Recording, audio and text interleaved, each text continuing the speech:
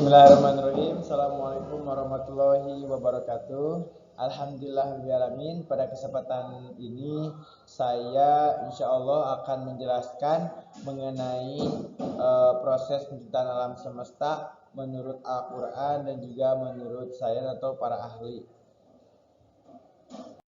Nah, tapi sebelum saya menjelaskan mengenai bagaimana penciptaan alam semesta menurut perspektif orang barat ataupun bagaimana penciptaan alam semesta menurut Al-Quran, saya akan menjelaskan dulu pengertian dari alam semesta itu sendiri.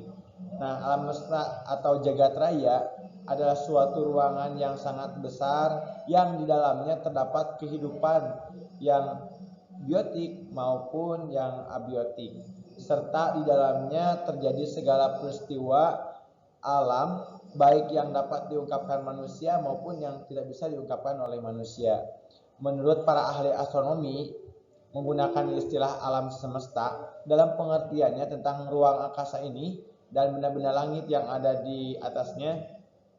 Menurut orang Babilonia, kurang dari 700 atau sampai 600 Masehi, bahwa alam semesta ini merupakan suatu ruangan selengkup dengan bumi yang datar sebagai alasnya dan langit beserta bintang-bintang sebagai atapnya.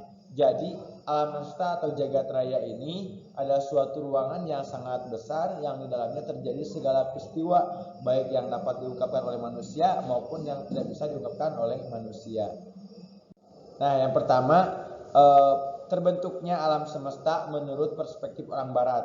Sehubungan dengan terciptanya alam semesta, ada beberapa teori yang mengemukakan terjadinya alam semesta. Nah, atau lebih tepatnya sebuah hipotesis yang dikemukakan oleh beberapa ahli. Yang pertama yaitu ada teori dentuman atau teori ledakan. Dalam teori ini atau teori ledakan ini disebut dengan istilah Big Bang.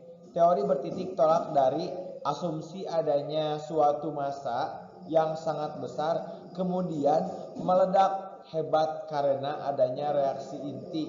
Nah, setelah berjuta-juta tahun, massa yang berserakan itu berbentuk kelompok-kelompok kecil dengan dari massa semula. Kelompok ini itulah yang disebut dengan galaksi. Jadi dalam teori ini ada suatu ledakan yang sangat besar yang disebut dengan teori Big Bang, kemudian meledak karena adanya reaksi inti yang akhirnya massa-massa yang hasil dari ledakan itu membentuk partikel-partikel kecil yang sekarang dinamakan dengan galaksi. Itu yang pertama menurut teori dentuman atau teori ledakan disebut dengan Big Bang, teori Big Bang.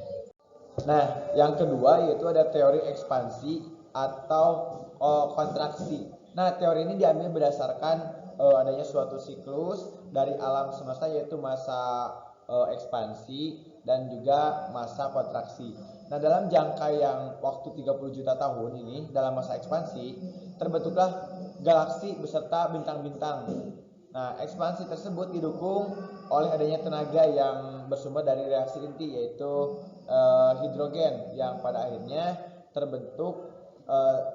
berbentuk sebagai unsur lain yang kompleks. Pada masa kontraksi, nah terjadi galaksi-galaksi dan bintang-bintang yang terbentuk meredup, sehingga unsur-unsur yang terbentuk menyusut dengan menimbulkan tenaga berupa panas yang sangat tinggi. Nah, teori ekspansi dan kontraksi ini berasumsi bahwa partikel tersebut berasal dari pada zaman dahulu kala.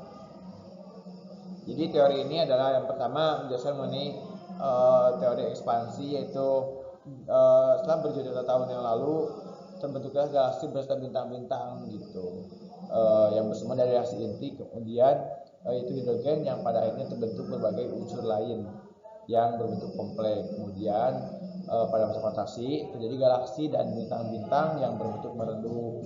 Nah, sehingga unsur-unsur yang membentuk tersebut menyusut dengan menimbulkan tenaga berupa panas yang sangat tinggi.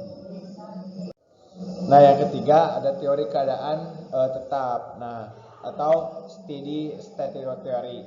Nah, teori ini berdasarkan prinsip kosmologi sempurna yang menyatakan bahwa alam semesta dimanapun selalu sama gitu. Berdasarkan prinsip tersebut, alam semesta terjadi ada suatu saat tertentu yang sudah lalu, dan segala sesuatu di alam semesta selalu tetap sama walaupun galaksi-galaksi saling bergerak menjauh satu sama lain, tapi tetap sama gitu galaksi itu. Nah, teori ini ditunjang oleh kenyataannya bahwa galaksi baru mempunyai jumlah yang sama gitu ya, sebanding dengan galaksi yang sebelumnya gitu. Dengan demikian ini, nah kemudian jadi teori ini beranggapan bahwa bumi ini atau alam semesta ini sangat luas, itu tak terhingga besarnya gitu. Sampai dan ketiga teori ini mengupas tuntas bagaimana terciptanya alam semesta gitu. Nah, tadi kita sudah menjelaskan mengenai perspektif orang barat terhadap penciptaan alam semesta ini. Nah, kita insya Allah sekarang saya akan menjelaskan mengenai perspektif Al-Quran terhadap terciptanya alam semesta. Nah, Islam dalam kitab sucinya Al-Quran adalah salah satu kitab yang diturunkan oleh Allah untuk umat manusia, yang dimana di dalamnya berisi tentang segala aspek kehidupan di muka bumi, yang mana ilmu pengetahuan tersebut sudah tertera jelas dalam Al-Quran, yang sudah dijelaskan terlebih dahulu sebelum ditemukan oleh para ahli atau pakar ilmuwan modern. Nah, bukan hanya itu saja, di dalamnya juga terdapat ayat-ayat yang menjelaskan tentang teori-teori terciptanya alam semesta yang akan diuraikan sebagai berikut. Nah, yang pertama, perspektif orang menurut Al-Quran mengenai terciptanya alam semesta. Yang pertama itu menunggalnya alam semesta. Nah, menunggalnya alam semesta ini seperti yang telah dibahas di sebelumnya, teori pengetahuan modern membuktikan bahwa bumi adalah sebagian dari gas yang panas, lalu memisah dan mendingin. Nah, kemudian menjadi tempat yang layak dihuni bagi manusia. Nah, argumentasi dari teori ini terbentuk karena adanya gunung-gunung yang bisa setiap waktu bisa memuntahkan lahar atau benda-benda lainnya. Nah, dalam Al-Quran juga mengisyaratkan bahwa langit dan bumi tadinya merupakan suatu gumpalan. Tertera juga dalam Quran surat Al-Anbiya ayat 30, yang artinya, dan apakah orang-orang yang kafir tidak mengetahui bahwasannya langit dan bumi itu keduanya dahulu adalah suatu yang padu, kemudian kami pisahkan antara keduanya, dan dari air kami jadikan segala sesuatu yang hidup, dan mengapa mereka tidak juga beriman.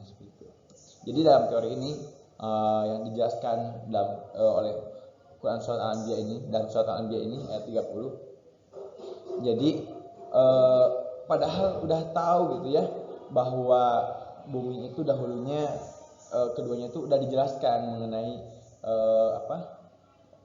apa penciptaan alam semesta ini, tapi dikaji lagi oleh orang-orang orang barat yang akhirnya berbeda pendapat gitu ya. Padahal sebelumnya Al-Quran udah terlebih dahulu mengeluarkan pendapat mengenai perspektif ataupun mengenai penciptaan alam semesta ini gitu.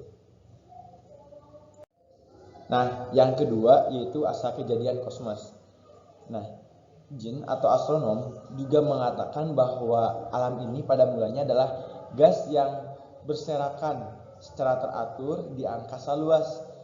Sedangkan kabut-kabut atau kumpulan kosmos itu tercipta dari gas-gas tersebut yang memadat. Sedangkan di Ergamu menjelaskan bahwa sesungguhnya alam pada mula kejadiannya itu penuh dengan gas yang terbagi-bagi secara teratur, dan dari gas itulah timbullah reaksi. Nah, teori sebelumnya sudah dijelaskan juga dalam Al-Quran, yaitu Quran surah Al-Fussilat ayat 11, yang artinya kemudian dia menunjukkan langit, dan langit itu masih merupakan asap, lalu dia berkata kepadanya dan kepada kami, datanglah kamu keduanya menurut perintahku dengan suka hati. Terpaksa keduanya menjawab, kami datang dengan suka hati. Jadi asal kejadian kosmos pun yang dijelaskan oleh Dergamu bahwa kejadian itu penuh dengan gas yang terbagi-bagi secara teratur, dan juga dari gas itulah timbul reaksi, itu sudah dijelaskan dalam Quran surat Al-Fussilat ayat 11. Nah, mungkin itu yang bisa saya sampaikan untuk penjelasan mengenai perspektif penciptaan alam semesta menurut perspektif orang barat dan juga menurut Al-Quran yang telah saya jelaskan. Semoga bermanfaat dan juga semoga dapat menambah ilmu yang lebih luas lagi. Terima kasih. Wassalamualaikum warahmatullahi wabarakatuh.